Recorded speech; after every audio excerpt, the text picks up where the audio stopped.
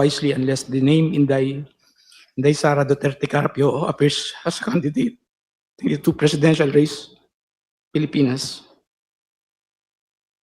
A printout of the Facebook post dated September 29, 2021 is here to attach. May I know what's happening to you, Mr. Madriaga? You seem to be crying. Are you crying? I just remember one moment. Are you crying? I just, You are nearly crying. May I just put it on record that while reading these portions of the affidavit, the resource person, Ramil Madriaga, is breaking into tears. Can we go back to where you felt frustrated and you're nearly crying? Which part of your affidavit is that? Can we go back to that? number 46 po, Madam Chair. Number 46. Let's go back to number 46. Okay, you may read from 46, Mr. Madriaga. On the same day, I posted the screenshot of our video conference on my Facebook account with the caption just telling her I cannot vote intelligently without her name on the ballot. Neither can go out and vote wisely unless the name Inday Sara Duterte Carpio appears as a candidate in the 2022 presidential race.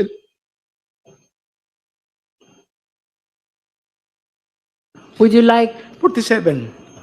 to say something about why you are crying on this part of the affidavit? Hindi naman, malungkot lang po. Malungkot. Okay, please proceed.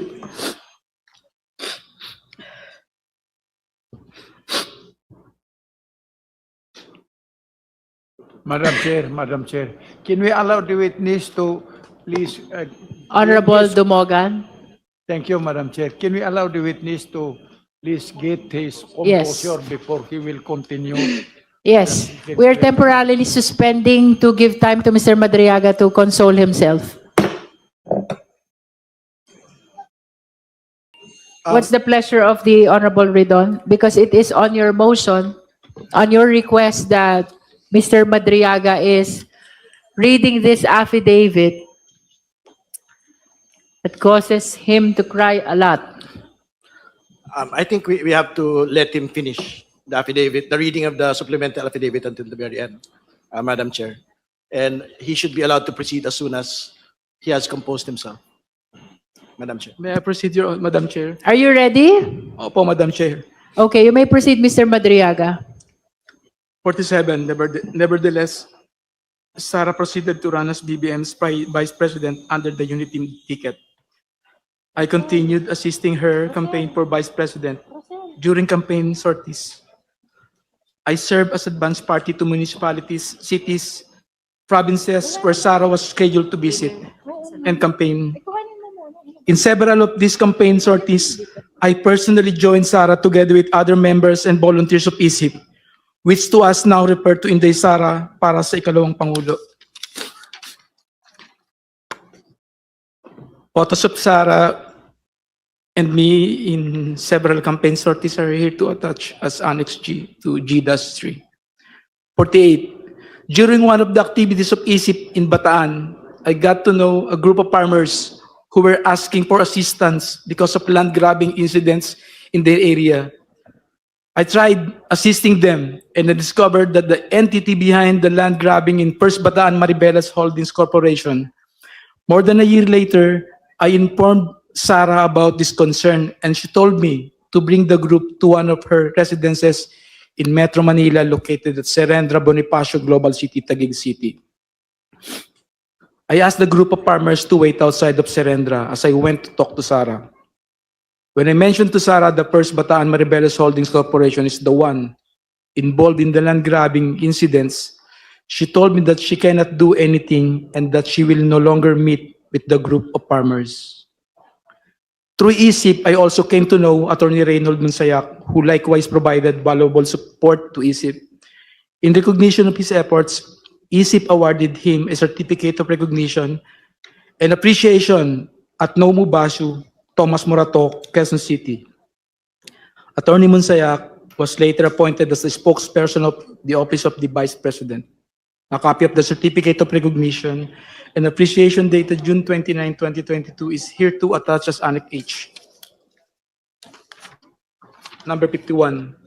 The certification of recognition and appreciation was handed by Attorney Ryan to Attorney Monsayak at Nomu Bashu, Thomas Muratoco, Quezon City, where I was also present.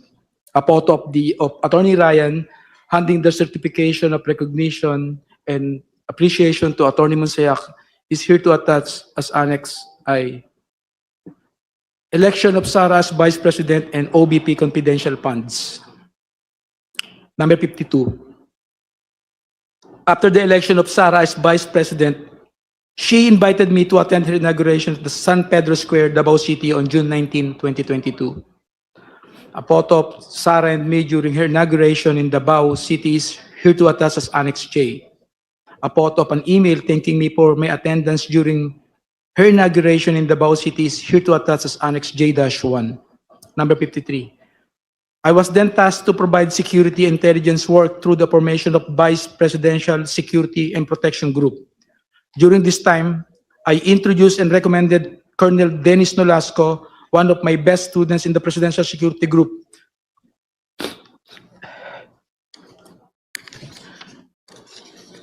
to assist this matter. Number 54. Colonel Nolasco then tapped the services of Colonel Raymond Dante La Chica to head the BPSPG. Afterwards, I worked with both Colonels Nolasco and La Chica from July 2022 to April 2023 for tactical transport services, security of Sara and other VIPs, handing and conveying and highly confidential information, and the transportation of large amount of money to several persons as instructed by Sara. Money deliveries under the instruction of Sara. In the morning of December 20, 2022, Sara called me and she said, "Sir Ram, please coordinate with Colonel Nolasco. Meron tayong deliver sa San Pablo, Laguna, sa night strip, at sa Ombudsman." Sara added, "Bawi tayo sa kanila later." Later, I received a text message from her indicating the places of delivery, which include San Pablo, Laguna, night strip, Office of the Ombudsman, and the corresponding contact numbers. Number 56.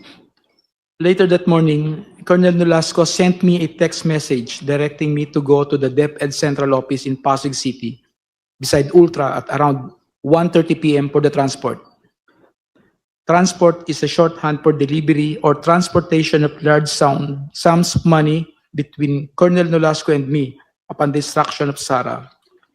After receiving the text message, I hurriedly prepared and went to the DepEd Central Office together with 4 other individuals: Richard Babagay, Arman Villanueva, a certain Chip, and a certain Ruel.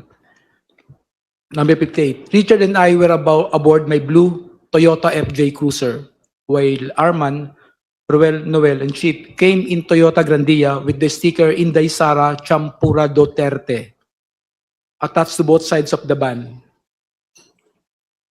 Richard was driving my blue Toyota FJ Cruiser and Chip was driving the Toyota Grandia. A photo of the Toyota Grandia with the sticker Inday Sara Champura Duterte on both sides of the van is here to attach as Annex K. A photo of my blue FJ Cruiser is here to attach as Annex K-1. Number 59. As we parked my Toyota FJ Cruiser near the main entrance of DepEd, Colonel Nolasco appeared from the main entrance and approached our vehicle. I alighted to the vehicle to meet Colonel Nolasco and we talked while we waited for the arrival of Colonel La Chica. He mentioned that they will also provide a red Mazda sedan, which will be used to deliver the money to the Office of the Ombudsman.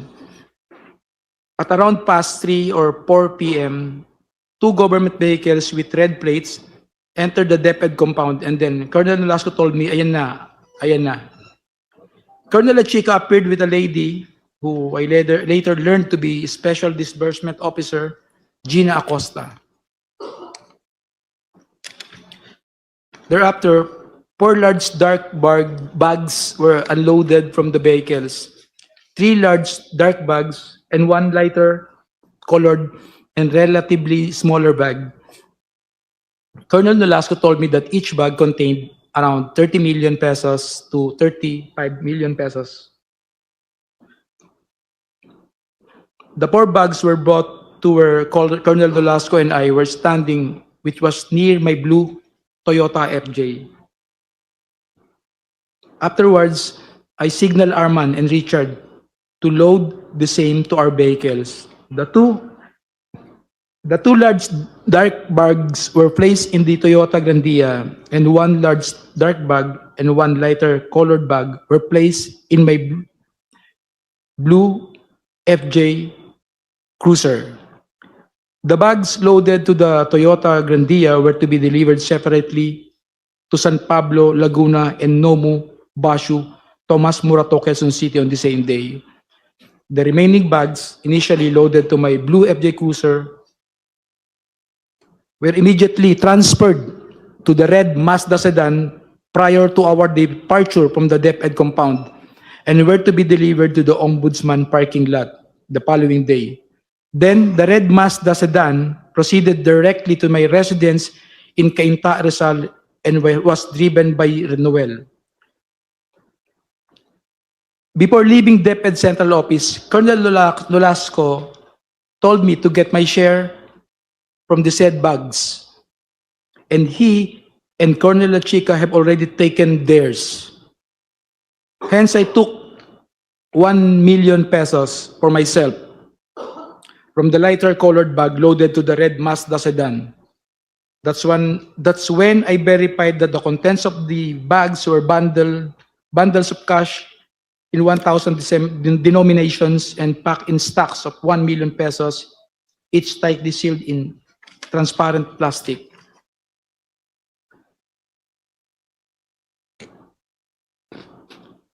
We, Blue Toyota FJ Cruiser and Toyota Grandia, left DepEd Central Office past 5 p.m., heading to San Pablo, Laguna.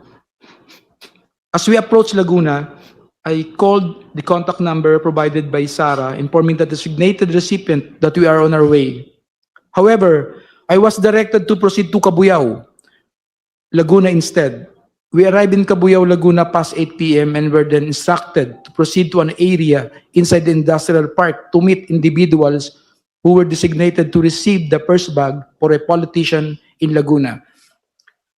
As we approached the designated place, I can clearly see from our vantage point an SNR membership shopping establishment. Upon arrival, I immediately saw 3 persons standing in wait beside the dark sports utility vehicle. One of them proceeded to the Toyota Grandia and took one of the bags. We immediately left after the delivery of the first bag. 65. Thereafter, we proceeded to Nomu, Bashu, Tomas Morato, Quezon City, a comedy bar we call the Night Strip.